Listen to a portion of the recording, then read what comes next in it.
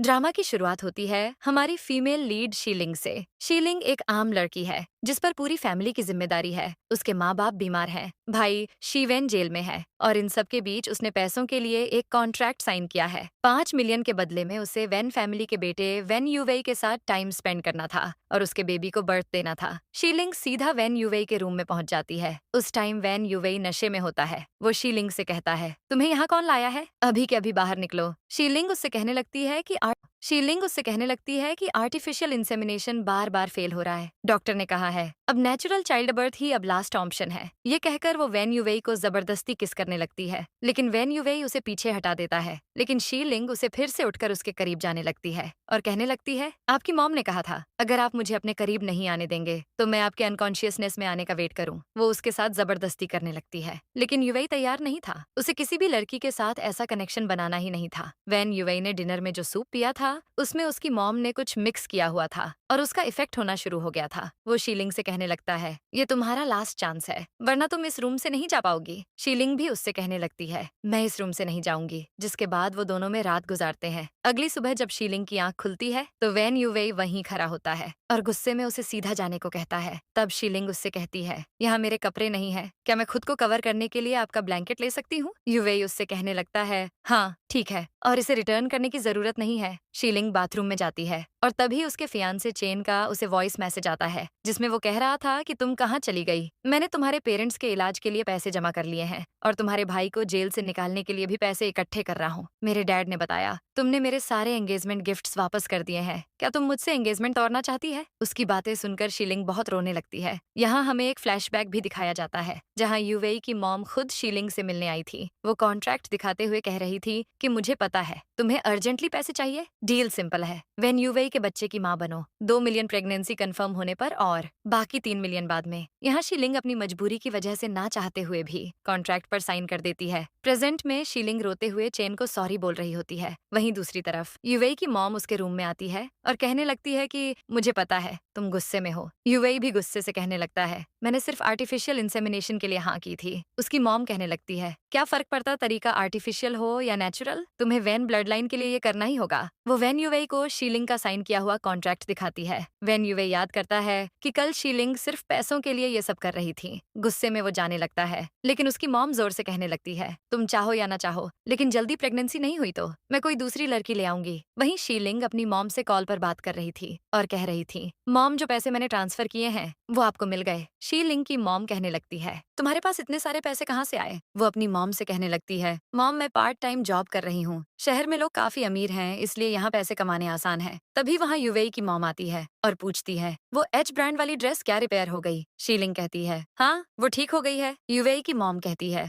मेरे पास और भी काफी कपड़े हैं जो डैमेज हो गए हैं, मुझसे उन्हें फेंकना बिल्कुल भी अच्छा नहीं लगता। हर बार जब तुम मेरे किसी कपड़े को रिपेयर करोगी तो मैं तुम्हें 1,000 युआन दूंगी। शीलिंग कहती है, मैडम आप तो मुझे पहले ही पे कर चुकी हैं। जिस पर वेन युनजेई की मॉम कहने लगती है, वो जो सैलरी मिलती है वो तो तुम्हारे हाउसकीपर होने की सैलरी है और ये पैसे मेरे कपड़े रिपेयर करने के लिए अलग से। ये सुनकर शीलिंग उन्हें शुक्रिया कहती है। रात को शीलिंग वापस वेन यूवेई के रूम में जाती है जहाँ यूवेई उससे कहता है, ठीक है मैं कोऑपरेट करने के लिए तैयार हूँ लेकिन मेरी 3 कंडीशंस हैं। पहली, तुम मेरे बेडरूम के बाथरूम में शॉवर नहीं ले सकती। दूसरी, मेरी किसी भी चीज को हाथ नहीं लगा सकती। और तीसरी, मेरे बारे में कोई भी इम्प्रॉपर थॉट्स नहीं रखोगी। शीलिंग भी जवाब देते हुए कहने लगती है, मिस्टर वेन आप बिल्कुल फिक्र मत कीजिए, मैं आपके लिए कोई फीलिंग्स नहीं रखूंगी क्योंकि मैं ऑलरेडी किसी और को पसंद करती हूँ। हाँ वो उतना हैंडसम नहीं जितने आप हैं लेकिन मेरे दिल में वही नंबर 1 है। ये सुन के वेन यूवेई ने सीधा लाइट्स ऑफ करने को कहा और दोनों फिर से नाइट स्पेंड करते हैं। नेक्स्ट मॉर्निंग शीलिंग ने बिस्तर ठीक करके रूम से बाहर चली जाती है। इसके बाद शीलिंग यूवेई की मॉम के लिए ब्रेकफास्ट बनाती है। यहाँ वेन की मॉम शीलिंग से पूछती है, बताओ शीलिंग अब तुम दोनों के बीच सब ठीक हो गया है ना? क्या यूवेई मान गया? शीलिंग कहती है, हाँ मिस्टर वेन अब बेबी के लिए रेडी हो गए हैं। ये बात सुनते ही वेन की मॉम के चेहरे पर खुशी आ जाती है। वो एक्साइटेड होकर कहने लगती है, ये तो बहुत अच्छी खबर है, लगता है हमारे घर जल्द ही एक नया मेंबर आने वाला है। तभी वहाँ वेन भी आ जाता है तो उसकी मॉम कहने लगती है, यूवेई तुम बैठकर ब्रेकफास्ट कर लो, शीलिंग ने बहुत अच्छा पॉरेज बनाया है। लेकिन यूवेई जल्दी में होता है तो वो कहने लगता है, अभी नहीं मॉम, मुझे कंपनी में एक बहुत जरूरी काम है, मुझे तुरंत निकलना पड़ेगा। जाने से पहले वो शीलिंग की तरफ मुड़कर कहता है, मैं ठीक 10 बजे घर वापस आ जाऊंगा। शीलिंग सोचने लगती है, शायद वो मुझसे आज भी 10 बजे मिलना चाहता है। इसके बाद हम देखते हैं कि एक लड़की जिसका नाम कॉन्ग यी होता है और वो यूवेई की मॉम की अडोप्टेड बेटी होती है, आकर कहने लगती है, ये सब क्या हो रहा है? आप किसी भी विलेज लड़की को उठा लाई हो वेन यूवेई के बेबी के लिए? ये काम तो मैं भी कर सकती थी ना। वैसे ही आपने मुझे ऑर्फनेज लाकर इसीलिए पाला था ना, ताकि आप मेरी शादी यूवेई से करा सको। यूवेई की मॉम कहने लगती है, वेन यूवेई ही इस फैमिली का इकलौता बेटा है और ब्लड लाइन आगे बढ़ानी जरूरी है। वेन यूवेई ओसीडी की वजह से किसी को पास भी नहीं आने देता, लेकिन वो किसी भी नए रिश्ते के लिए तैयार ही नहीं होता और ना ही किसी को पास आने देता। लेकिन अब वो मान गया है तो मैं बहुत खुश हूँ। कॉन्ग ये गुस्से से कहने लगती है, मॉम उस लड़की को निकाल दो। जब वो निकल जाएगी तो वेन यूवेई मुझे एक्सेप्ट कर लेगा। तभी वहाँ शीलिंग आ जाती है। उसे देखकर कोंग ही कहने लगती है, तुम वही लड़की हो ना जिसने अपने आप को बेचा है? बताओ कितने पैसों में वेन यूवेई को छोड़ोगी? शीलिंग कहने लगती है, लेकिन मुझे बेबी करने का काम मिला है, मैं वही कर रही हूँ। तभी यूवेई की मॉम उन दोनों से कहने लगती है, ये मैटर यूवेई के आने के बाद ही डिसाइड होगा। इसके बाद हम रात का सीन देखते हैं जहाँ शीलिंग फिर से यूवेई के रूम में जाती है, जहाँ वो दोनों साथ में फिर से रात गुजारते हैं। नेक्स्ट डे शीलिंग वेन यूनेई से कहती है, वैसे क्या मुझे कल आने की जरूरत है? क्योंकि तो क्या मुझे कल आने की जरूरत नहीं है? क्योंकि डॉक्टर ने कहा है कि ये काम महीने में सिर्फ 2 बार ही करना चाहिए। वेन यूनजेई कहता है, नहीं तुम्हें आना है। तो शीलिंग अपने मन में सोचने लगती है, इन्हें तो पसंद नहीं कोई इनके बेडरूम में आए। वेन यूनजेई कहने लगता है, कल मैं शाम 7 बजे काम से फ्री हो जाऊंगा, तुम सीधा यहीं आ जाना। जिस पर शीलिंग कहने लगती है, लेकिन डॉक्टर ने कहा था कि ये चीज ज्यादा बार करना ठीक नहीं होता। वेन यूनजेई कहने लगता है, हम बस कल रात यहाँ नॉर्मली सोएंगे। शीलिंग भी इसके लिए हाँ कर देती है और इसके बाद वो अपने काम पर लग जाती है। तभी वहाँ एक मेड आकर उसे कहती है, तुम्हें मैडम वेन ने बुलाया।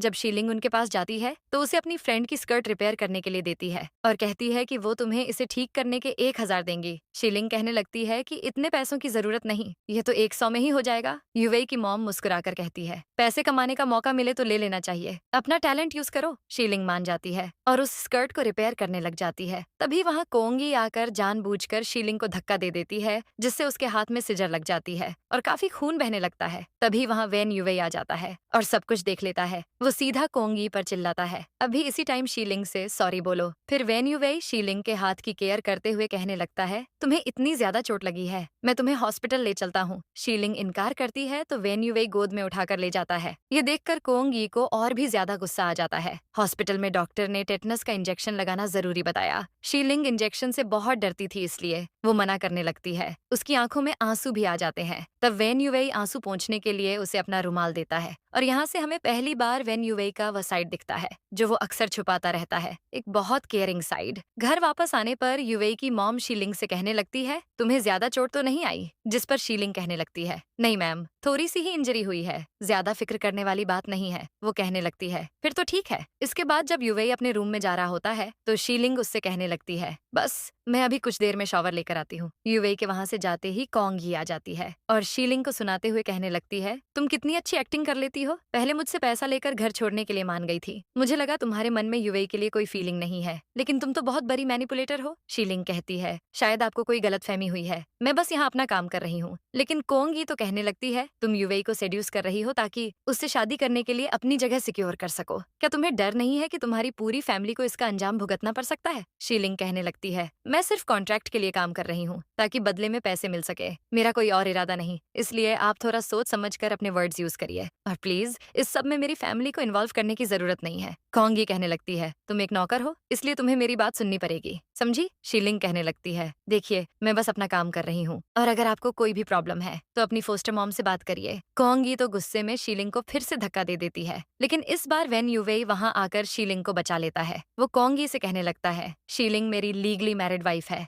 मॉम तुम्हें डिफरेंस बता देगी, डॉटर इन लॉ ज्यादा इंपॉर्टेंट होती है या अडॉप्टेड बेटी? यह सुनकर शीलिंग वहाँ से गुस्से में चली जाती है। यूवेई कहने लगता है, अगर कोई तुम्हें मारेगा तो तुम क्या बस खड़ी होकर मार खाती रहोगी? जिस पर शीलिंग कहने लगती है, कोंगी मिसेस वेन की अडॉप्टेड बेटी है, अगर मैं उससे फाइट करूंगी तो मुझे डर है आपकी मॉम मुझे यहाँ से निकाल देंगी। वेन यूवेई शीलिंग को एक्सप्लेन करता है कि मॉम तुम्हें फायर नहीं करेगी, क्योंकि मेरी ओसीडी इतनी ज्यादा है कि अगर मेरी मॉम को ग्रैंड चिल्ड्रन चाहिए तो उन्हें तुम्हें यहाँ रखना ही होगा, क्योंकि एक बार मैंने किसी के साथ रिलेशन बना लिया तो मैं किसी और को एक्सेप्ट नहीं करूंगा। वो आगे कहता है, अब तुम अपना सारा सामान पैक करो और मेरे रूम में शिफ्ट हो जाओ। शीलिंग कहने लगती है, अभी तो मैंने शॉवर भी नहीं लिया। वैन युवेई कहने लगता है, मेरे रूम में भी बाथरूम है। इसके बाद शीलिंग रूम में आती है, जहाँ युवेई उसे अपने पास बेड पर बिठाता है और उसके जख्म पर दवाई लगाता है और कहता है, चलो सो जाते हैं। वो आगे कहता है, मैं रात को हियरिंग एड मशीन निकाल कर सो जाता हूँ तो मुझे कुछ भी सुनाई नहीं देता। अगर तुम्हें कुछ काम हो तो मुझे जगा देना, मैं उठ जाऊंगा। शीलिंग कहती है, मतलब आप चाहते मैं इसी रूम में रुकूं?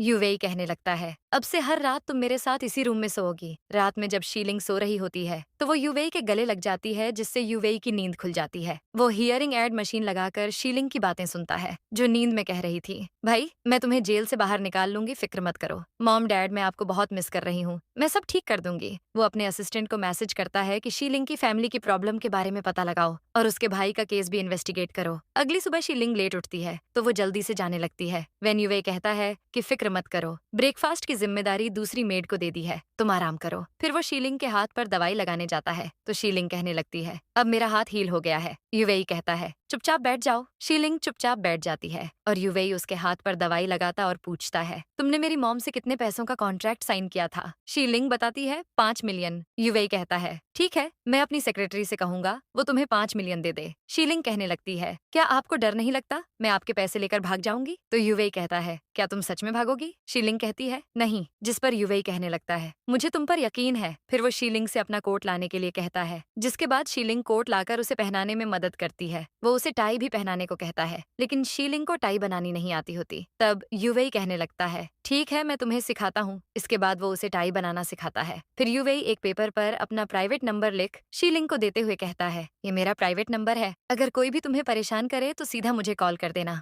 थोड़ी देर बाद शीलिंग युवेई की मॉम के पास जाती है, जहाँ उसकी मॉम कहती है, तुम एक ना एक दिन यहाँ से चली जाओगी, मुझे उम्मीद है तुम्हें अपनी आइडेंटिटी याद होगी। शीलिंग कहती है, मैडम मुझे अच्छी तरह पता है। युवेई की मॉम कहने लगती है, तुम्हें पता ही होगा मैंने कोंगी को बचपन से अपनी बेटी की तरह पाला है, ताकि उसकी शादी एक दिन मैं युवेई से करा दूं। मैंने कोंगी से बात की है, वो फ्यूचर में तुमसे कोई ग्रज नहीं रखेगी और तुम भी युवेई के सामने उसे कुछ नहीं कहोगी, क्योंकि तुम्हारा आने वाला बेबी कोंगी को ही अपनी मॉम कहेगा। शीलिंग ने एक पल के लिए रुक के कहा, हाँ मैं समझ गई। युवेई की मॉम मुस्कुरा के कहने लगती है, मैंने तो एकदम सही लड़की ढूंढी है। वैसे जो पैसे मैंने प्रॉमिस किए हैं वो जरूर दूंगी और साथ में एक्स्ट्रा काम भी देती रहूंगी, ताकि एक्स्ट्रा पैसे भी कमा सको। तभी वहाँ वैन युवेई का सेक्रेटरी आकर युवेई की मॉम से कहने लगता है, छोटी मिस्ट्रेस को चेक डिलीवर करने के लिए भेजा है। युवेई की मॉम हैरानी से कहती है, यंग मिस्ट्रेस। फिर सेक्रेटरी शीलिंग को 5 मिलियन का चेक देता है और कहता है, बॉस ने आपको कंपनी में बुलाया है? ये सुनकर तो युवेई की मॉम शॉक होकर पूछती है, युवेई ने इसे कंपनी क्यों बुलाया? सेक्रेटरी कहने लगता है, मुझे इस बारे में कुछ भी नहीं पता।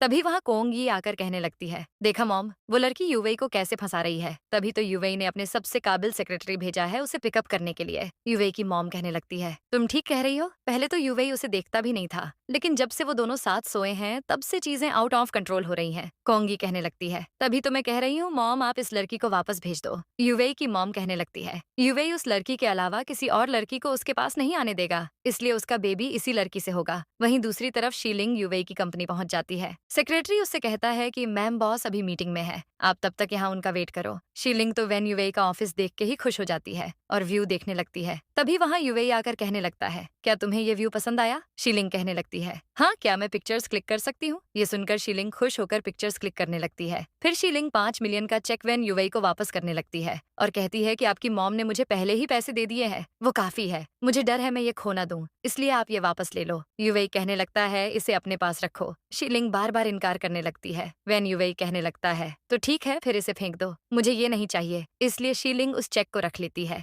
वो उससे पूछती है, आपने यहाँ किसी काम से बुलाया है? तब युवेई ने अपनी टाई खोलकर शीलिंग से कहने लगा, आधे घंटे बाद मेरी फिर से एक मीटिंग है, मेरी टाई खराब हो गई है, इसलिए तुम इसे दोबारा बांध दो, इससे तुम्हारी प्रैक्टिस भी हो जाएगी। शीलिंग उसकी बात मानकर टाई बांधने की कोशिश करने लगती है और युवेई मुस्कुरा कर उसे देखने लगता है। इसी बीच फोन रिंग करने लगता है। शीलिंग के फोन पर नोटिफिकेशन रिंग होती है तो युवेई कहता है, शायद किसी का मैसेज आया है। शीलिंग कहती है, मेरी मॉम का मैसेज है, मैं बाद में उनसे बात कर लूंगी। युवेई कहने लगता है, नहीं, पहले तुम उनका मैसेज देखो, हो सकता है कोई इमरजेंसी हो। शीलिंग मैसेज चेक करती है जिसमें उसकी मॉम ने लिखा, बेटा डॉक्टर कह रहे हैं शायद तुम्हारे डैड को ब्रेन सर्जरी की अब नीड नहीं है और तुम्हारा भाई भी जेल से वापस आ गया है, जिसने उस पर इल्जाम लगाया था। उसने अपनी कंप्लेंट वापस ले ली है। शायद उससे कोई गलती हो गई थी। ये देखकर तो शीलिंग बहुत खुश हो जाती है। शीलिंग युवेई से पूछती है, मिस्टर वेन, ये आपने किया है ना? युवेई कहने लगता है, तुम रात में नींद में ये सब बोल रही थी। मैंने सोचा तुम्हारी प्रॉब्लम सॉल्व कर देनी चाहिए। शीलिंग युवेई से अपने भाई और फैमिली की तरफ से थैंक यू बोलती है। युवेई कहने लगता है, बस थैंक यू। शीलिंग उसके कोट का बटन खोलने शुरू कर देती है तो युवेई उसे रोकते हुए कहने लगता है, तुम क्या कर रही हो? शीलिंग कहती है, बस थैंक यू कह रही हूँ। तो युवेई कहने लगता है, क्या तुम मुझे इस तरीके से थैंक यू बोलना चाहती हो? और फिर वो शीलिंग को किस करने लगता है। कुछ देर बाद शीलिंग युवेई से पूछती है, क्या मैं आज घर जा सकती हूँ? मैं अपने भाई से मिलना चाहती हूँ। तभी शीलिंग को शिवेन की कॉल आ जाती है। वो कहने लगता है, सिस्टर मैं जेल से बाहर आ गया। शीलिंग भी कहने लगती है, ये तो बहुत अच्छी बात है।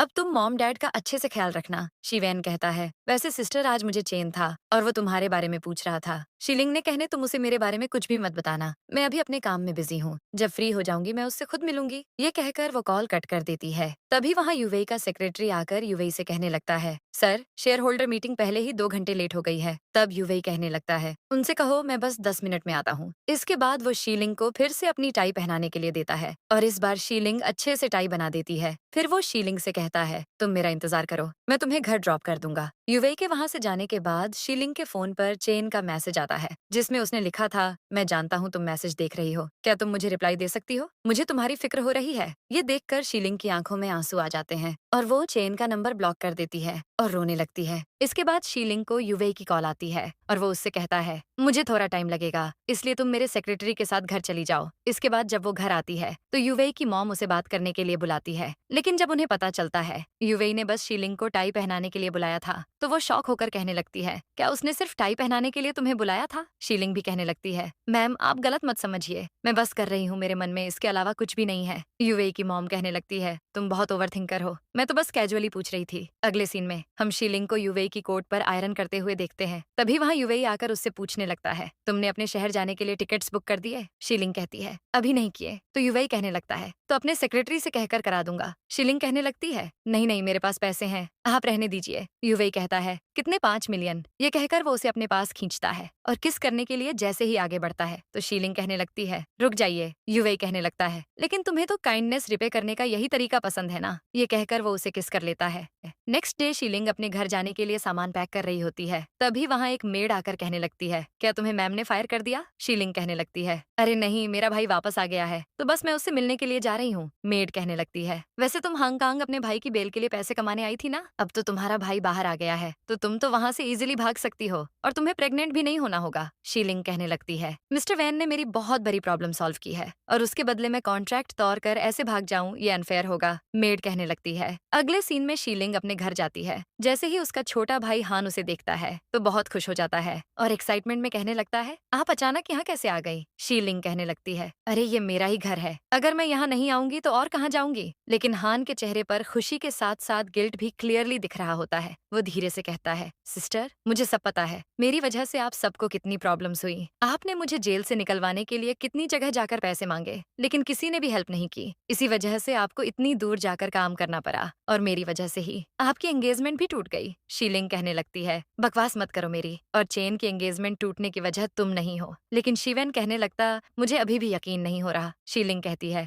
ज्यादा मत सोचो, अब मुझे कपड़े चेंज करने हैं और फिर मुझे हॉस्पिटल जाकर मॉम डैड से मिलना है। शिवेन कहता है, ठीक है फिर साथ में चलते हैं। तभी बाहर से चेन की आवाज आती है जो कह रहा था, शिवेन दरवाजा खोलो। शीलिंग को मेरे डैड ने वापस आते हुए देखा है। शीलिंग दरवाजा खोलती है तो चेन उसे देखकर खुश हो जाता है और कहने लगता है, शीलिंग तुम सच में वापस आ गई। मुझे बताओ तुम कहाँ काम कर रही हो, मैं भी तुम्हारे साथ वहाँ काम करूंगा और तुम्हारा ख्याल रखूंगा। शीलिंग कहने लगती है, मैंने तुम्हें पहले ही कहा था, अब हमारी एंगेजमेंट टूट चुकी है। चेन कहने लगता है, मैं ये सब नहीं मानता, कम से कम मुझे ये तो बताओ मेरी गलती क्या है। अगर मुझसे कोई मिस्टेक हुई है तो मैं खुद को चेंज करूंगा। शीलिंग कहने लगती है, तुम में कोई कमी नहीं है, तुम बिल्कुल परफेक्ट हो, मैं ही तुम्हारे लायक नहीं हूँ। वो आगे कहती है, मुझे और शिवेन को अभी हॉस्पिटल जाना है। ये कहकर वो दरवाजा बंद कर देती है। तभी चेन की नजर जमीन पर पड़े उस पेपर पर पड़ती है जिस पर युवेई ने शीलिंग को अपना प्राइवेट नंबर लिख कर दिया था और आते हुए उससे गेट पर ही गिर गया था। वहीं युवेई अपने रूम में होता है। तभी वहाँ कोंग ये आती है और सबसे शॉकिंग बात ये होती है कि कोंग यी ने बिल्कुल वैसे ही नाइट ड्रेस पहनी होती है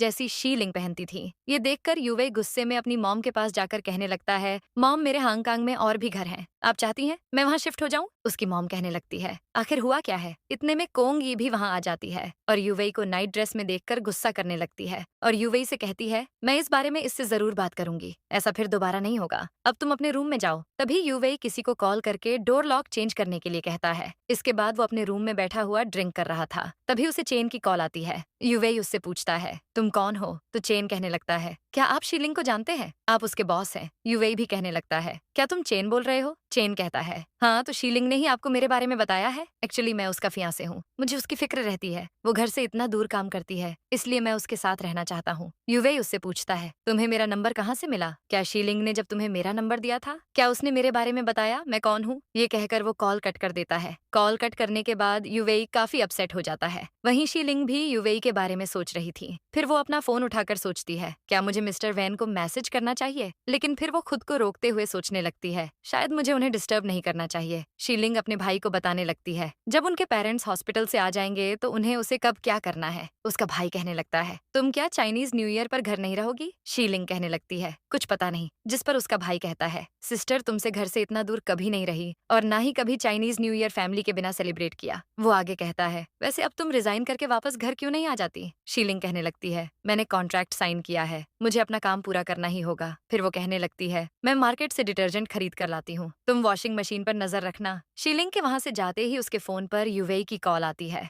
लेकिन कॉल शाओ की जगह ही वैन उठा लेता है और कहता है, मेरी सिस्टर अभी एक अर्जेंट काम से बाहर गई है, आपको जो भी बात करनी हो मुझसे कर लीजिए। युवई पूछता है, क्या तुम उसके छोटे भाई बात कर रहे हो? शिवेन कहता, मुझे लगता है आप ही मेरी सिस्टर के बॉस होंगे ना? युवई पूछने लगता है, क्या तुम्हारी सिस्टर ने मेरा इंट्रोडक्शन ऐसे दिया है? युवई कहने लगता है, मेरी सिस्टर कहती है कि आप बहुत ही अच्छे बॉस हो। तभी शिवेन रोने का नाटक करते हुए कहने लगता है, बॉस मैं आपको बताना भूल गया, मेरी सिस्टर का कार एक्सीडेंट हो गया, उनकी हालत सीरियस है और वो अभी हॉस्पिटल में है। ये सुनते ही युवई घबराए हुए वहां से निकल जाता है। अगले सीन में वो शीलिंग के शहर के एयरपोर्ट पर पहुंच जाता है और उसे फिर से शीलिंग के फोन पर कॉल करता है, लेकिन इस बार कॉल शीलिंग उठाती है। युवई पूछता है, तुम कौन से हॉस्पिटल में हो? शुक्र है मेरी तुमसे बात हो गई। शीलिंग कहती है, मैं तो अवेलेबल ही थी। युवई कहने लगता है, अभी मैं तुम्हारे शहर के हॉस्पिटल में हूँ। ये सुनते ही शीलिंग शॉक हो जाती है। वो जल्दी जल्दी भागते हुए अपनी बिल्डिंग के बाहर पहुंचती है, जहाँ वो युवई से मिलकर हैरानी से पूछती है, आप यहाँ क्या कर रहे हो? युवई कहने लगता है, मैं बस ट्रैवल करने आया था। शीलिंग कहने लगती है, लेकिन यहाँ तो कोई टूरिस्ट अट्रैक्शन भी नहीं है। युवई कहने लगता है, क्या तुम यहीं खड़े खड़े मुझसे सारी बातें करने वाली हो?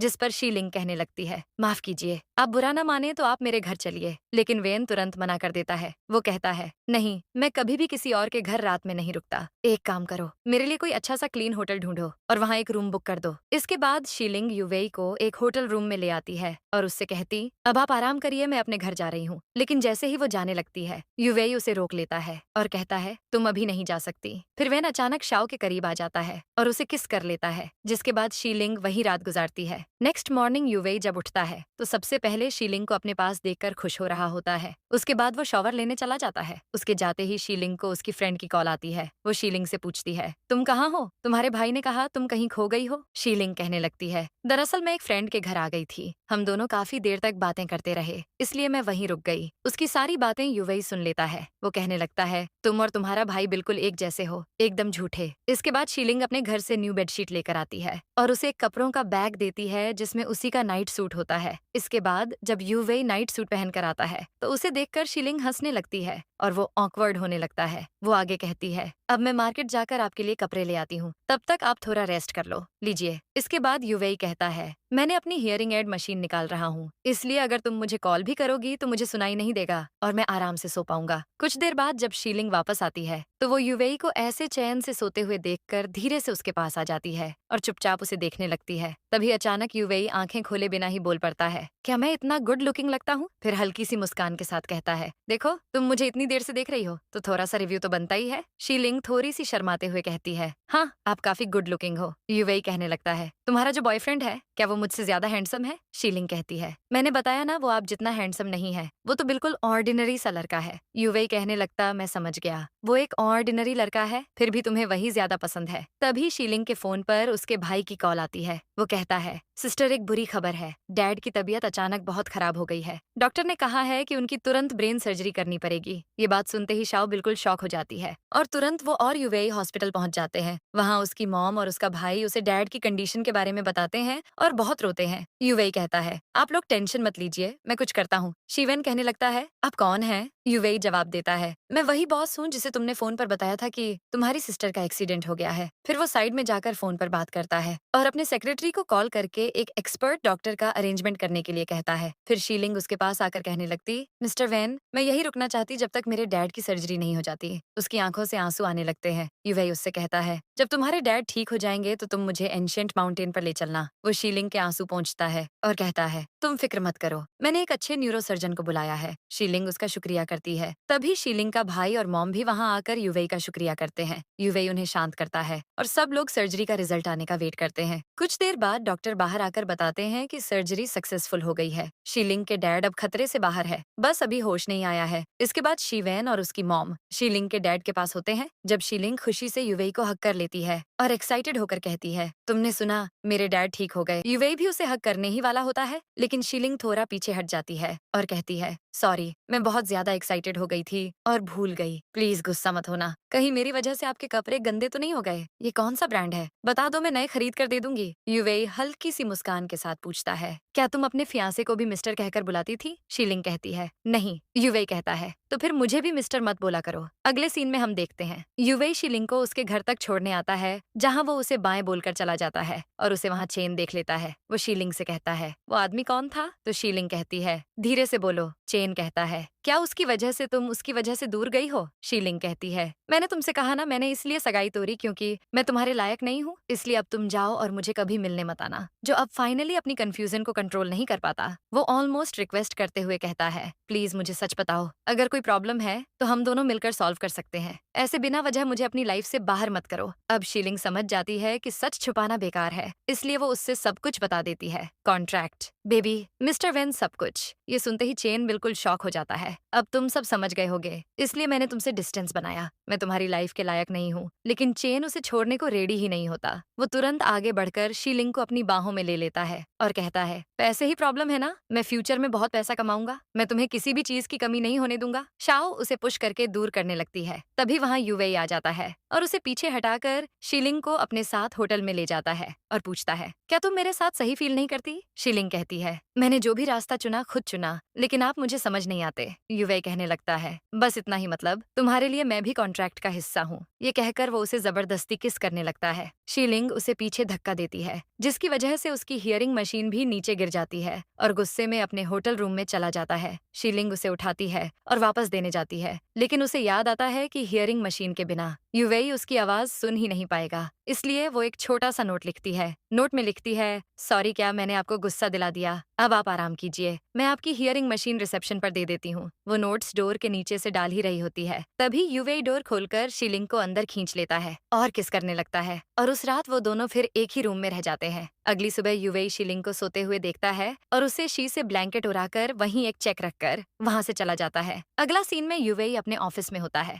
जहां वो अपने काम में बिजी होता है। वहीं उसका दोस्त जोंगलिन भी होता, जो उससे पूछता है कि तुम्हारी मॉम का जो प्लान था बेबी वाला, वो सक्सेसफुल हुआ या नहीं। ये सुनते ही युवेई इरिटेट होकर कहने लगता है कि अगर तुझे बस बकवास ही करनी है तो यहाँ से जा सकता है। जोंगलिन मजाक में कहने लगता है कि मैंने सुना है तेरे के घर में एक बहुत ही खूबसूरत मेड रह रही है, जो कपड़े भी बहुत अच्छे से रिपेयर करती है। युवेई कहने लगता है कि मुझे नहीं पता। ये सुनकर उसका फ्रेंड हंसी में कहता है कि इतनी सुंदर लड़की तेरे घर कैसे आ गई? कहीं मेरी मॉम उसे अपने घर ना ले आए। ये बात सुनते ही वैन का गुस्सा बढ़ जाता है और वो उसे सीधा कह देता है कि अब बहुत हो गया, तू यहाँ से निकल और जाते टाइम डोर बंद करके जाना। लेकिन उसी टाइम वैन के फोन पर शीलिंग की कॉल आती है और वो घबराई हुई आवाज में बताती है कि मैं पुलिस स्टेशन में हूँ, क्या आप मेरी हेल्प करने आ सकते हैं? ये सुनते ही युवेई तुरंत पुलिस स्टेशन पहुंच जाता है, जहाँ पुलिस ऑफिसर्स उसे बताते हैं कि शीलिंग के पास उसके नाम के 2 बड़े अमाउंट के चेक्स मिले हैं और ये कह रही है कि ये चेक्स मिस्टर वेन ने मुझे दिए हैं। ऑफिसर यूवेई से पूछता है, क्या ये बात सच है? तो यूवेई बिना किसी हेजिटेशन के कहता है, हाँ ये सच कह रही है, ये चेक्स मैंने ही दिए हैं। पुलिस ऑफिसर पूछते हैं कि ये लड़की आपकी क्या लगती है? यूवेई जवाब देता है कि ये मेरी वाइफ है। ये सुनते ही पुलिस का डाउट तुरंत खत्म हो जाता है और कुछ देर बाद यूवेई और शीलिंग पुलिस स्टेशन से बाहर निकल आते हैं।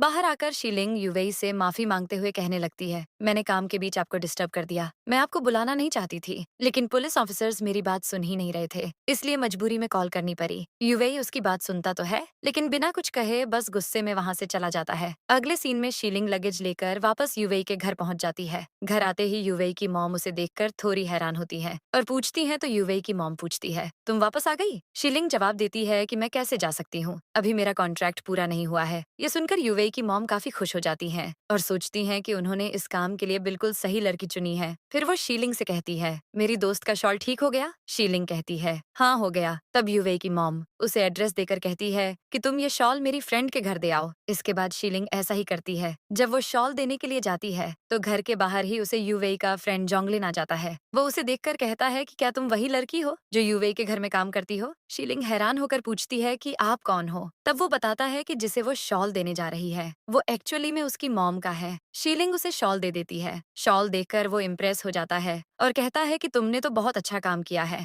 बताओ कितने पैसे लोगी? शीलिंग सीधा जवाब देती है कि मिस्टर वेन की मॉम ने कहा था इस काम के लिए मुझे 10,000 युआन मिलेंगे। ये सुनकर वो हैरान होकर कहता है कि क्या 10,000 युआन? वो तुरंत अपने फोन से 1 लाख युआन ट्रांसफर कर देता है। शीलिंग पूछती है कि शायद आपने एक जीरो ज्यादा लगा दिया, लेकिन वो हंसता हुआ कहता है कि नहीं, ये तुम्हारे अच्छे काम का रिवॉर्ड है। फिर वो शीलिंग को एक आइडिया भी देता है कि जब तुम डिजाइन और रिपेयर में इतनी टैलेंटेड हो तो तुम खुद डिजाइनर क्यों नहीं बन जाती हो और अपना स्टूडियो भी ओपन कर सकती हो। वो ये भी कहता है कि अगर एडवाइस चाहिए तो तुम मिस्टर वेन से भी पूछ सकती हो, क्योंकि वो बिजनेस में काफी स्मार्ट है। ये कहकर वो वहाँ से चला जाता है। बाद में शीलिंग घर वापस आकर अपना काम कर रही होती है। तभी यूवेई उससे कहता है कि अगर तुम फ्री हो तो रूम में आ जाओ। शीलिंग रूम में आती है और वो दोनों बेड पर लेट जाते हैं। थोड़ी देर बाद यूवेई उससे पूछता है कि तुम अचानक वापस क्यों आ गई? शीलिंग यूवेई से कहती है कि मेरे और आपकी मॉम के बीच रिलेशनशिप सिर्फ एक ट्रांजैक्शन का है और मेरा काम अभी तक पूरा नहीं हुआ, इसलिए मैं वापस आई हूँ। यूवेई उसे कोई जवाब नहीं देता तो शीलिंग नोटिस करती है कि यूवेई ने अपनी हियरिंग मशीन ही नहीं लगाई थी। वो कहने लगता है, मुझे एक सिंगल वर्ड भी नहीं सुनना, अब सो जाओ। अगली सुबह यूवेई ऑफिस जाने के लिए तैयार हो रहा था तो शीलिंग उससे कहने लगती है,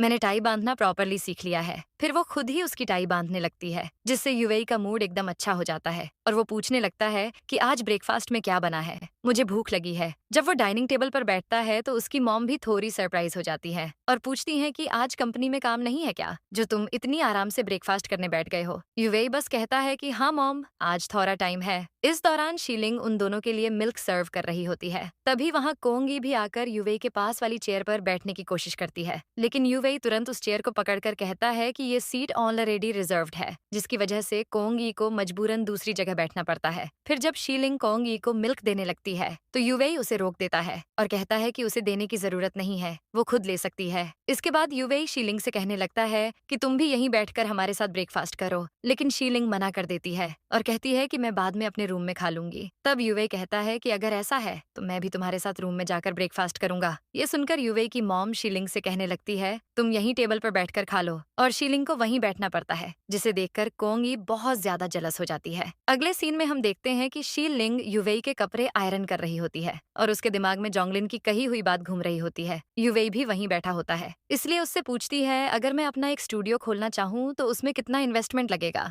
और क्या ये प्रॉफिटेबल हो सकता है? यूवेई उसे अपने पास बैठने के लिए कहता है और फिर आराम से समझाता है कि तुम्हारा आइडिया काफी अच्छा है और अगर तुम चाहो तो मैं खुद इन्वेस्टमेंट कर सकता हूँ। ये सुनकर शीलिंग कहने लगती है कि अभी तो मुझे बिजनेस की कोई नॉलेज नहीं है और अगर मेरी वजह से लॉस हो गया। तब यूवेई उसे समझाता है कि बिजनेस में लॉस और प्रॉफिट दोनों होते हैं, तो इसमें टेंशन वाली कोई बात नहीं है, धीरे धीरे एक्सपीरियंस के साथ तुम सब सीख जाओगी। फिर वो कॉन्फिडेंस के साथ कहता है कि तुम टेंशन मत लो, मैं इन्वेस्टमेंट कर रहा हूँ क्योंकि मुझे तुम पर भरोसा है कि तुम ये कर सकती हो। शीलिंग फिर भी हेजिटेट होकर कहती है कि मैं आपसे इतनी बड़ी हेल्प कैसे ले सकती हूँ? यूवेई कहता है कि अगर तुम्हें लगता है कि तुम मुझसे एहसान ले रही हो तो तुम मुझे किसी और तरीके से भी रिपे कर सकती हो। ये सुनते ही शीलिंग थोड़ी ऑकवर्ड ऑकवर्ड हो जाती है और कुछ और ही सोचने लगती है। तब युवेई हल्का सा उसके सर पर थपकी मारकर कहता है कि तुम क्या सोच रही हो, मेरा मतलब वो बिल्कुल नहीं था, बल्कि जब तुम्हारे बिजनेस प्रॉफिट करेगा तो मुझे कुछ % दे देना, बस वही रिपेमेंट होगा। ये सुनकर शीलिंग मान जाती है। इसके बाद युवेई कहता है कि अब काफी बात हो गई, चलो अब सो जाते हैं, वैसे भी कल तुम मॉम के साथ टेम्पल जाने वाली हो। अगली सुबह शीलिंग युवेई की मॉम के साथ मंदिर पहुंचती है, जहां दोनों प्रार्थना कर रहे होते हैं। युवेई की मॉम दिल से दुआ कर रही होती हैं कि उन्हें जल्दी से एक ग्रैंड चाइल्ड मिल जाए। वो कहती है कि बेटा हो तो अच्छा होगा, लेकिन बेटी भी होगी तो भी उन्हें खुशी होगी। इसी दौरान शीलिंग वहां एक विशिंग ट्री के पास जाकर एक छोटा सा विश एम्यूलेट बांध रही होती है। तभी युवेई भी वहां आ जाता है और उसे देखकर पूछता है कि वो इतनी शिद्दत से किसके लिए दुआ मांग रही थी। शीलिंग बिना छुपाए बता देती है कि मैं चेन के लिए प्रे कर रही थी, क्योंकि वो अब किसी दूसरे शहर में अपना काम शुरू करने गया है।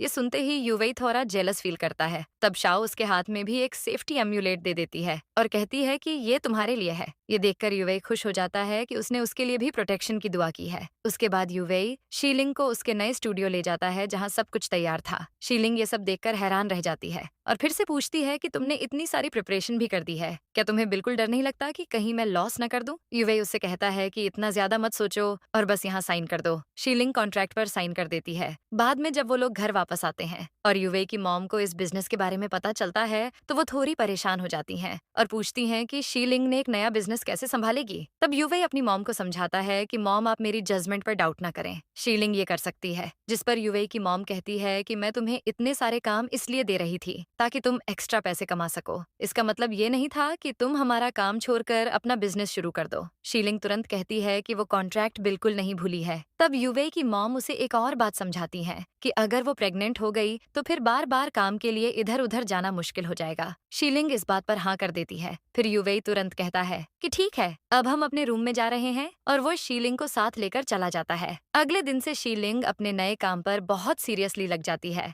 और अपने स्टोर को ध्यान से मैनेज करने लगती है। वो युवेई को भी बताती है कि फर्स्ट डे पर ही अच्छा प्रॉफिट हुआ है। एक दिन उसे चेन का मैसेज भी आता है और वो उसे रिप्लाई कर देती है, जिसमें वो कहती है अब हम दोनों को अपनी जिंदगी में आगे बढ़ जाना चाहिए और मूव ऑन कर लेना चाहिए। शीलिंग जब अपनी शिफ्ट खत्म होने के बाद स्टोर से बाहर निकलती है तो वो देखकर हैरान रह जाती है कि युवेई खुद कार लेकर उसे पिक करने आया है। युवेई उसे जल्दी से कार में बैठने के लिए कहता है और फिर उसे फायरवर्क्स दिखाने ले जाता है, जहाँ वो उसे हैप्पी न्यू ईयर विश करता है और उसके लिए कुछ स्नैक्स भी लेकर आता है। शीलिंग सरप्राइज होकर पूछती है कि आपको कैसे पता कि मुझे ये स्नैक्स पसंद है? तब युवेई कहता है कि तुम्हारे भाई ने मुझे बताया था। ये सुनकर शीलिंग काफी खुश हो जाती है, लेकिन उसी टाइम उसे युवेई की मॉम की बात याद आ जाती है कि उसे युवेई के लिए कोई फीलिंग्स डेवलप नहीं करनी चाहिए, क्योंकि वो सिर्फ कॉन्ट्रैक्ट के लिए यहाँ आई है। इसी वजह से वो थोड़ी डिस्टेंस बनाए रखती है और युवेई से कहती है कि आपने मुझे गिफ्ट दिया, लेकिन मेरे पास रिटर्न में देने के लिए कुछ नहीं है, इसलिए वो उसके हाथ पर ही हैप्पी न्यू ईयर लिखकर उसे विश कर देती है। युवेई ये देखकर खुश हो जाता है। बाद में जब वो लोग घर वापस आते हैं तो युवेई शीलिंग को सोते हुए देखता है और उसके बारे में ही सोचता रहता है। अगले दिन शीलिंग अपने स्टोर पर काम कर रही होती है, तभी अचानक उसे बहुत ज्यादा वोमिटिंग होने लगती है। युवेई तुरंत उसके चेकअप के लिए हॉस्पिटल ले जाता है, जहाँ डॉक्टर उन्हें गुड न्यूज देती है कि शीलिंग प्रेग्नेंट है। युवेई उसे रियश्योर करता है कि फिलहाल तुम इस बारे में मॉम को कुछ मत बताना। शीलिंग कहती है कि अगर मॉम को पता नहीं चला तो वो डाउट करेंगी, क्योंकि उन्हें जल्दी गुड न्यूज चाहिए। लेकिन युवेई कहता है कि तुम टेंशन मत लो,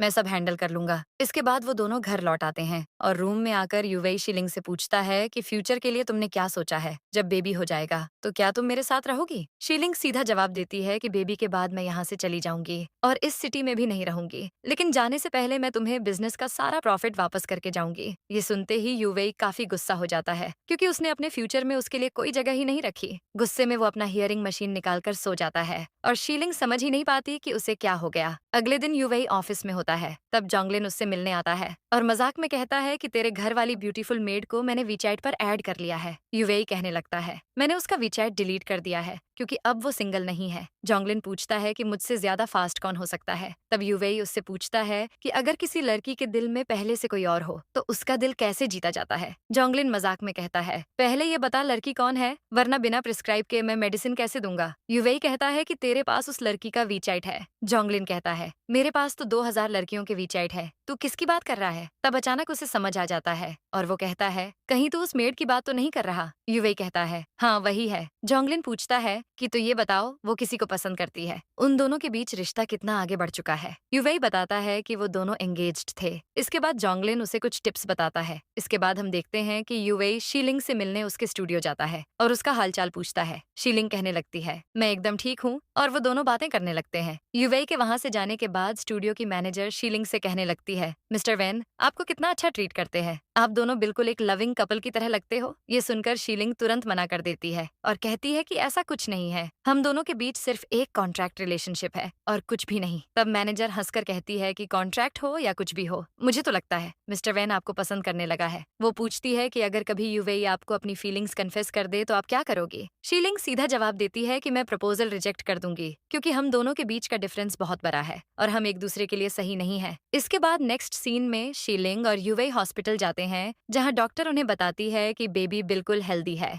और अब 7th वीक में पहुंच चुका है। यूवेई थोड़ा कंसर्न्ड होकर डॉक्टर से पूछता है कि क्योंकि उसे हियरिंग प्रॉब्लम रही है तो क्या उसके बेबी को भी ऐसी प्रॉब्लम हो सकती है। डॉक्टर उसे रियश्योर करती है कि ऐसा होने के चांस बहुत कम है। तब शीलिंग भी यूवेई को समझाती है कि आप टेंशन मत लो, हमारा बेबी बिल्कुल हेल्दी होगा। अगले दिन शीलिंग स्टूडियो होती है, तभी उसे चेन की मॉम का फोन आता है, जो बताती है कि चेन जब काम के लिए बाहर गया था तो किसी लड़के से उसकी फाइट हो गई और उसे काफी चोट लग गई है। अब वो हॉस्पिटल में है और वो शीलिंग से रिक्वेस्ट करती है कि एक बार उसे देखने आ जाओ, क्योंकि चेन तुमसे शादी करने के लिए पैसे कमाने गया था और इसी वजह से उसे चोट लगी। थोड़ी देर बाद यूवेई स्टूडियो आता है और पूछता है कि शीलिंग कहाँ है, तो मैनेजर उसे बताती है कि वो किसी फ्रेंड से मिलने हॉस्पिटल गई है। वहीं शीलिंग हॉस्पिटल पहुंचती है और चेन को समझाती है कि मुझे तुम्हारे पैसों की जरूरत नहीं है और ना ही तुम्हें मेरे लिए इतनी मेहनत करने जरूरत, और अब तो मैं प्रेग्नेंट भी हो चुकी है। ये सुनकर चेन गुस्से में कहता है कि तुम ऐसा नहीं कर सकती, तुम उस डिसेबल्ड आदमी के बेबी को बॉर्न नहीं कर सकती, तुमने ऐसा किया तो तुम्हारा बेबी भी वैसा हो सकता है। ये सब यूवेई बाहर खड़ा सुन रहा था। शीलिंग गुस्से में उस पर चिल्लाने लगती है और कहती है कि मिस्टर वेन ने तुम्हारे साथ कभी कुछ गलत नहीं किया, तो तुम उनके बारे में ऐसी बातें कैसे कर सकते हो, और मेरे बेबी को ऐसे कर्ज मत करो, मुझे पूरा यकीन है मेरा बच्चा बिल्कुल हेल्दी होगा। ये कहकर शीलिंग वहाँ से चली जाती है। रात को शीलिंग यूवेई के कपड़े आयरन कर रही होती है और सोच रही होती है कि आज यूवेई कुछ ज्यादा ही गुस्से में लग रहा है। तब यूवेई उससे पूछता है कि क्या तुम्हें मुझसे कुछ कहना नहीं है, और शीलिंग थोड़ा हेजिटेंट होकर कहती है कि क्या तुम्हें पता चल गया है कि मैं आज चेन से मिलने हॉस्पिटल गई थी। शीलिंग यूवेई को बताती है कि चेन अब इसी सिटी में काम कर रहा है, लेकिन मैंने पहले इसलिए नहीं बताया क्योंकि उसका आपसे कोई लेना देना नहीं है। ये सुनते ही यूवेई थोड़ा गुस्सा हो जाता है और सीधा कहता है कि अब बहुत बात हो गई, अब सो जाओ, सोने का टाइम हो गया है। शीलिंग कहती है कि बस थोड़ा सा काम बाकी है, लेकिन यूवेई उसकी बात नहीं सुनता, उसे उठाकर बेड पर लिटा देता है और खुद भी उसके पास लेट जाता है। शीलिंग कुछ कहने वाली होती है, लेकिन देखती है कि यूवेई ने अपना हियरिंग मशीन निकाल दी होती है। अगले दिन जब यूवेई शीलिंग को पिक करने स्टूडियो आता है तो शीलिंग कहती है कि बस थोड़ा सा वेट करो, मैं अपना काम कंप्लीट कर रही हूँ। तब उसकी मैनेजर मजाक में कहने लगती है कि क्या मिस्टर वैन आपको पाने की कोशिश कर रहे हैं। शीलिंग तुरंत मना कर देती है, लेकिन मैनेजर कहती है कि आपको शायद पता भी नहीं चल रहा, लेकिन वो क्लियरली आपको पाने की कोशिश कर रहे हैं। काम खत्म होने के बाद शीलिंग यूवेई के साथ कार में जा रही होती है और अचानक उससे पूछ लेती है कि क्या आप किसी को पसंद करते हो। यूवेई हल्का सा मुस्कुराकर कहता है कि मुझे पता है तुम क्या पूछना चाहती हो, और हाँ, मैं सच में तुम्हें पसंद करता हूँ। ये सुनकर शीलिंग थोड़ी शॉक्ड हो जाती है और यूवेई अपनी हियरिंग मशीन निकाल देता है और कहता है कि तुम्हें अभी जवाब देने की कोई जरूरत नहीं है। अगली सुबह शीलिंग को उसके भाई शिवेन की कॉल आती है। वो शीलिंग से कहता है कि मैं एयरपोर्ट पर पहुंच गया हूँ और तुमसे मिलने आया हूँ। शीलिंग कॉल कट करने के बाद यूवेई से पूछती है कि क्या मैंने आपको डिस्टर्ब कर दिया। यूवेई कहता है बिल्कुल भी नहीं, चलो तुम्हारे भाई को पिक करने चलते हैं। इसके बाद वो दोनों एयरपोर्ट पहुंचते हैं और शीलिंग थोड़ी नर्वस होकर कहती है कि मेरा भाई अगर हमें साथ देख लेगा तो गलत ना समझ ले, मैंने उसे बताया है कि आप मेरे बॉस हो। ये सुनकर यूवेई कहता है कि तुम्हें झूठ बोलने की क्या जरूरत थी। शीलिंग कहती है कि ये पूरा झूठ भी तो नहीं है, आप मेरे बॉस हो। तब यूवेई कहता है कि मेरी कंपनी में कोई एम्प्लॉय ऐसी नहीं है जो अपने बॉस से शादी करे। शीलिंग समझाती है कि हमने मैरिज सर्टिफिकेट सिर्फ बेबी के लिए लिया था। तब यूवेई कहता है कि लेकिन हमारा मैरिज सर्टिफिकेट लीगली वैलिड है ना। शीलिंग हाँ कहती है। यूवेई फिर पूछता है तो बताओ हमारे बीच का रिलेशनशिप क्या है। अब शीलिंग कहने लगती है हाँ, टेक्निकली हम दोनों हस्बैंड वाइफ हैं। इसी टाइम शिवेन एयरपोर्ट पर आ जाता है और यूवेई को गिफ्ट देने लगता है। यूवेई गिफ्ट लेकर मुस्कुराकर कहता है कि तुम अपनी सिस्टर से ज्यादा समझदार हो। एयरपोर्ट से मिलने के बाद तीनों लंच करने चले जाते हैं। हान सिटी आने से काफी एक्साइटेड होता है और खाने की फोटोज सोशल मीडिया पर अपलोड करने लगता है। बातों बातों में वो यूवेई से पूछ लेता है कि क्या उसकी शादी हो चुकी है। शीलिंग एक मोमेंट के लिए नर्वस हो जाती है, लेकिन यूवेई बिल्कुल कैजुअल कैजुअली जवाब देता है कि हाँ, उसकी शादी हो चुकी है और जल्दी ही वो फादर भी बनने वाला है। हान उसे तुरंत कांग्रेचुलेट करता है। शिवेन क्यूरियोसिटी में शीलिंग से चेन के बारे में पूछ लेता है। तब शीलिंग क्लियरली कह देती है कि मेरा और चेन का चैप्टर खत्म हो चुका है और अब हम दोनों के बीच कुछ भी पॉसिबल नहीं है। ये बात सुनकर युवेई का मूड विजिबली बेटर हो जाता है। वो प्यार से शीलिंग के सर पर हाथ रख देता है। शिवेन को ये देखकर शॉक लगता है और वो तुरंत समझ जाता है कि इन दोनों के बीच कुछ चल रहा है। लेकिन जब उसे पता चलता है कि युवेई ऑलरेडी मैरिड है तो वो अपनी सिस्टर को समझाने लगता है। तब शीलिंग मजबूरी में उसे सच बता देती है कि युवेई से ही मेरी लीगल मैरिज हुई है। सिचुएशन ऑकवर्ड ना हो इसलिए शीलिंग मजाक मजाक में स्टोरी बना देती है कि उसने ही पहले युवेई को पाने को कोशिश की थी। युवेई भी उसकी बात को सपोर्ट कर देता है। इसके बाद हान युवेई से काफी इम्प्रेस हो जाता है और उसे ब्रदर इन लॉ कहकर बुलाने लगता है। कुछ दिन बाद एक और प्रॉब्लम खड़ी हो जाती है जब कोंग ये शीलिंग के स्टूडियो पर आकर उसकी इंसल्ट करने की कोशिश करती है, लेकिन शीलिंग और उसकी मैनेजर उसका जवाब दे देते हैं। बेइज्जती से गुस्से में कोंग ये घर जाकर युवेई की मॉम को भड़का देती है। जब शीलिंग घर लौटती है तो युवेई की मॉम उससे कॉन्फ्रंट करती हैं और साफ कह देती हैं कि तुम कभी भी मेरे बेटे की रियल वाइफ बनने का सपना नहीं देख सकती। सिचुएशन और टेंस हो जाती है जब शीलिंग बता देती है कि मैं ऑलरेडी प्रेग्नेंट है।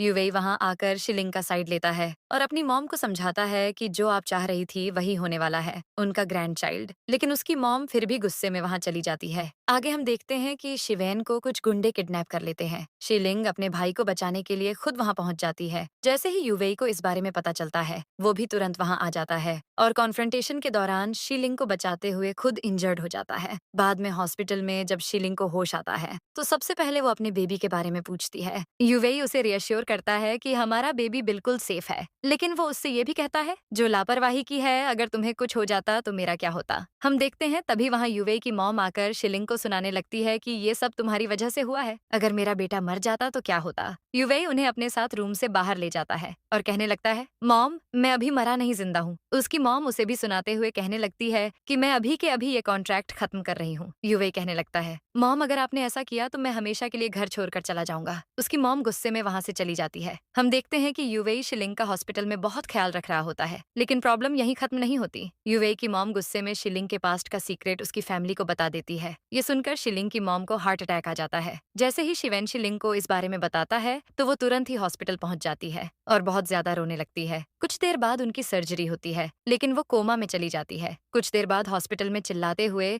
युवेई की मॉम आती है। जैसे ही युवेई को रूम में उनकी आवाज आती है तो वो उनसे बात करने के लिए बाहर जाता है। उसकी मॉम कहने लगती है, मैं तुम्हारी मॉम हूँ, तुम मुझे इस तरह से कैसे ट्रीट कर सकते हो। युवेई कहने लगता है, जो अभी अंदर रूम में है वो भी किसी की मॉम है, आपकी वजह से वो कोमा में है। यहाँ वो अपनी गलती मानने के लिए बिल्कुल तैयार नहीं होती, उल्टा उसे इमोशनल ब्लैकमेल करने लगती है। तब युवेई उनसे कहते हैं, बचपन से लेकर आज तक आपने मेरे सारे फैसले लिए हैं, लेकिन अब मैं अपने फैसले खुद लेना चाहता हूँ। ये सुनकर उसकी मॉम गुस्से में वहाँ से चली जाती है और युवेई भी रोने लगता है। तब वहाँ शीलिंग आकर उससे कहने लगती है, तुम्हारी मॉम एकदम ठीक कह रही है, ये मैंने 5 मिलियन में खुद को बेच दिया। उन्होंने मेरे पेरेंट्स से सच कहा है, वैसे भी हम कभी एक नहीं हो सकते, हम शिमैच नहीं है। युवेई कहने लगता है, ये सारी गलती मेरी है, मैं तुम्हें प्रोटेक्ट नहीं कर पाया। शीलिंग कहने लगती, मैं इस सिटी में तब तक ही हूँ जब तक मैं इस बेबी को बर्थ नहीं दे देती, इसलिए तब तक ऐसे प्रिटेंड करते हैं जैसे कुछ हुआ ही नहीं। युवेई उसे समझाते हुए कहने लगता है, मैं ये सब नहीं मानता, क्या ऐसा कहने से सब ठीक हो जाएगा, मैं तुमसे बहुत प्यार करता हूँ। शीलिंग उसे पीछे धक्का देते हुए कहने लगती है, आपकी मॉम ठीक कह रही है, मैं आपके लिए सही नहीं हूँ। जिस पर युवेई चिल्लाते हुए कहने लगता है, मेरी मॉम की राय मायने नहीं रखती, मैं तुमसे प्यार करता हूँ, क्या मेरा प्यार तुम्हारे लिए इनफ नहीं है। शीलिंग कहने लगती है, मैं आपका प्यार अफोर्ड नहीं कर सकती। तभी वहाँ शिवेन आकर कहने लगता है, सिस्टर मॉम को होश आ गया। शीलिंग जल्दी से अपनी मॉम के पास जाती है। उसकी मॉम कहने लगती है, बेटा मुझे शिवेन ने तुम्हारी सिचुएशन के बारे में सब कुछ बता दिया है और ये भी मिस्टर वैन कितने अच्छे इंसान है, मुझे बताओ तुम्हारे दिल में उनके लिए क्या है। शीलिंग कहने लगती है, मॉम पहले मुझे लगा मैं अपना काम पूरा करूंगी, पैसे लूंगी और चली जाऊंगी, लेकिन मैं खुद को उनसे प्यार करने से नहीं रोक पाई। उसकी मॉम कहने लगती है, बेटा